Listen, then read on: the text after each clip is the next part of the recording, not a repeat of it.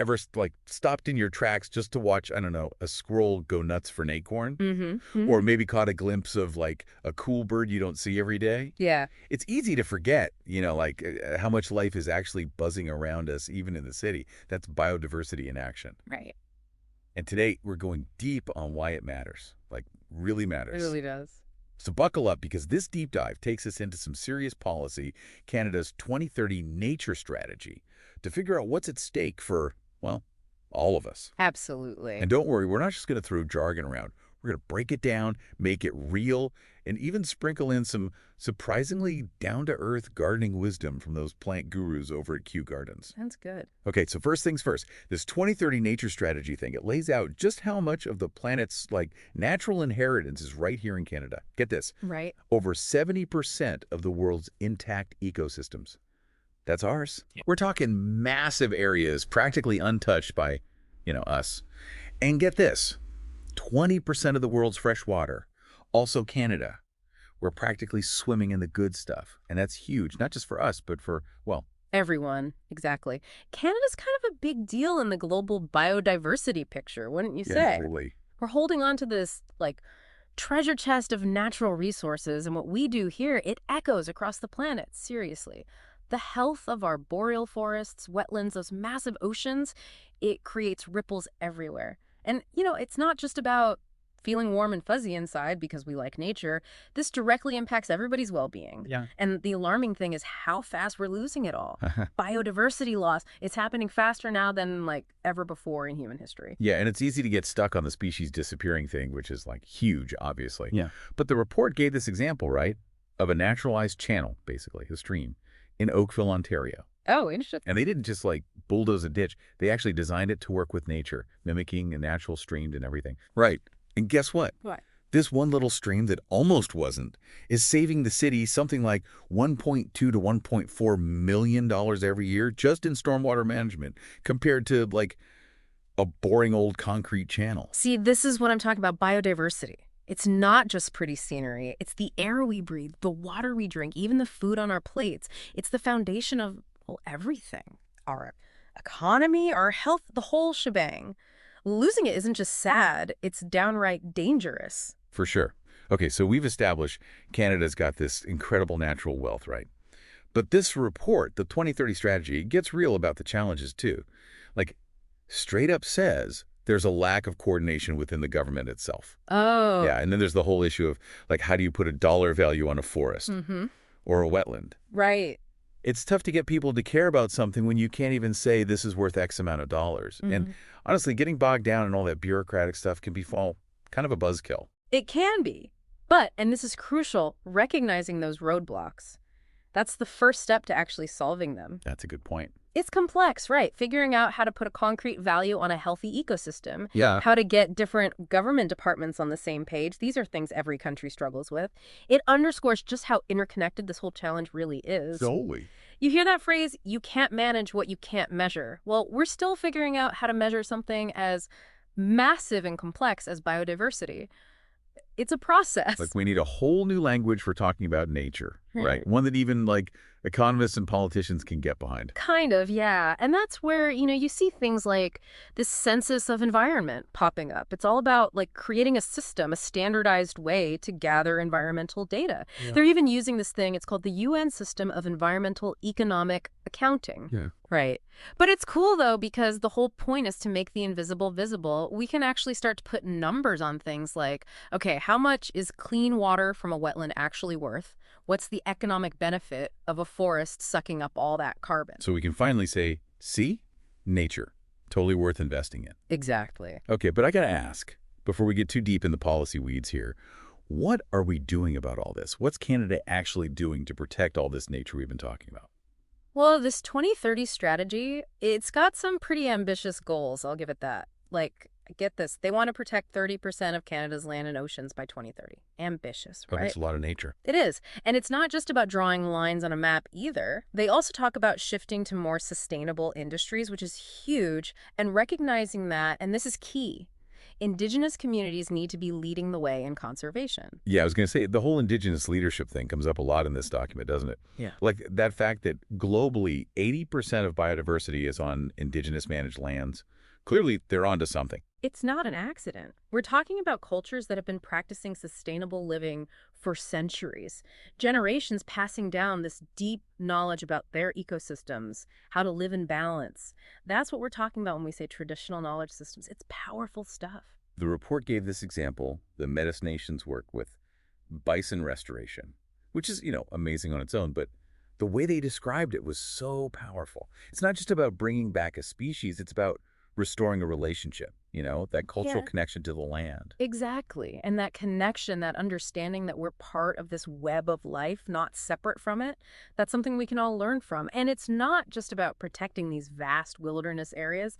The report recognizes that even cities can be havens for biodiversity, which brings us to, you guessed it, the Kew Gardens Guide. It's all about bringing those little pockets of nature right to our doorsteps. Simple, impactful things we can all do. Okay, see, this I can get behind. After all that big picture, slightly overwhelming policy stuff, I'm here for some gardening tips. Right. And this is where it gets really interesting because Target 12 of the 2030 strategy, it's all about urban green spaces. We think concrete jungle. But those little patches of green, a community garden, your neighbor's ridiculously over-the-top flower boxes, they matter. It's all connected. Right, and this is what I loved about the Kew Gardens Guide.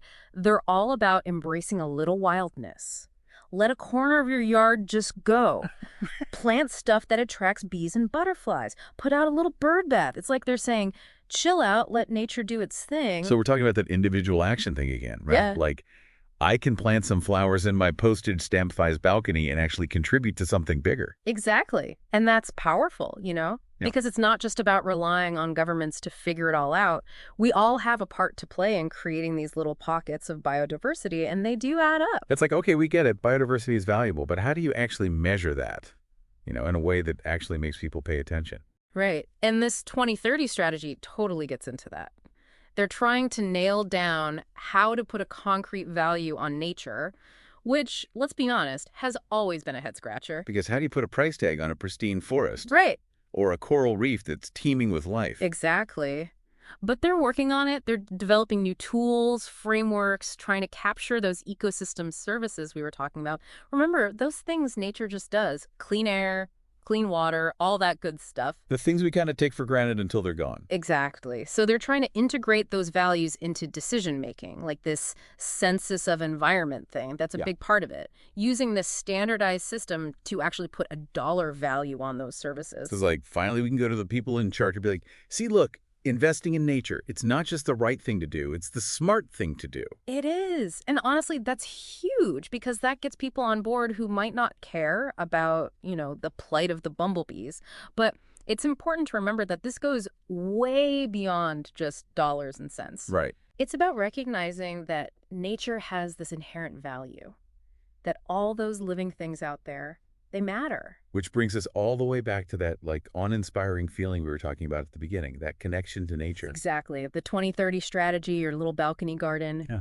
It all comes down to remembering that we are part of nature, not separate from it. It's like we're finally realizing, hey, maybe we shouldn't just take just nature, right? It's like there's got to be some give and take here. Exactly. It's about shifting our mindset from exploitation to reciprocity. And that's definitely reflected in this 2030 strategy too. Like they're not just focused on saving individual species, it's about protecting entire ecosystems. So it's less about trying to save one piece of the puzzle and more like, how do all the pieces fit together, the whole picture? Exactly. They even have this thing, it's called the Pan-Canadian approach to transforming species at risk conservation. Catchy, right? But the idea is to move away from just focusing on one species at a time and think bigger, more holistic. Look at the whole ecosystem. It's like that thing in the Kew Gardens Guide about embracing a little wildness. Instead of trying to control every single weed, every blade of grass, maybe just let go a little. Let nature do its thing.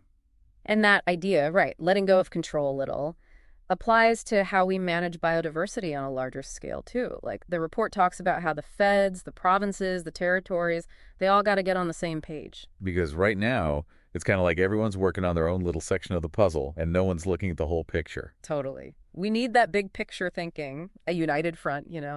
Because biodiversity loss, it's not just some environmental issue tucked away in a corner. It affects everything. The economy, our health, you name it. And speaking of a united front, I thought it was interesting how the 2030 strategy admits that it's hard to put a price tag on nature. Like, how do you say, okay, this forest, it's worth X number of dollars? It's not that simple. It's so tricky, but they are trying to figure it out. Yeah. They're developing all these new tools and frameworks to make it work. Like, remember that census of environment thing we talked about? That's a big part of it. Yeah. They're going to use this system, the UN system of environmental economic accounting. Sounds really technical, but It's all about putting a dollar value on nature, right? So people get it. exactly, because once you can do that, then you can go to those policymakers, the big businesses, and say, listen, investing in nature, it's not just good for the planet, it's good for your bottom line, too. But speaking their language, right? Exactly. But we can't lose sight of the fact that this is about so much more than just money. This is about recognizing the inherent value of nature, the fact that all living things have a role to play. It all comes back to that awe-inspiring feeling, right? Mm. That connection to nature. It really does. Yeah. That's what it all boils down to, that sense of wonder that makes us want to protect it. And the best part, the report gets that. It emphasizes how important individual action is. It's not just on the government or these big organizations. Each one of us can make a difference. It's about making sustainable choices, Yeah. right? Like what we buy, how we get around, all of that. Or even just like spending more time in nature, appreciating it. Exactly. Because every little thing we do, it creates a ripple effect. So next time you're out and about, think about those choices. Think about how they impact the world around you. Learn about the incredible biodiversity we have right here in Canada. Support the organizations working to protect it. And hey, why not get outside and experience it for yourself? Because the more connected we feel to nature, the more likely we are to fight for it.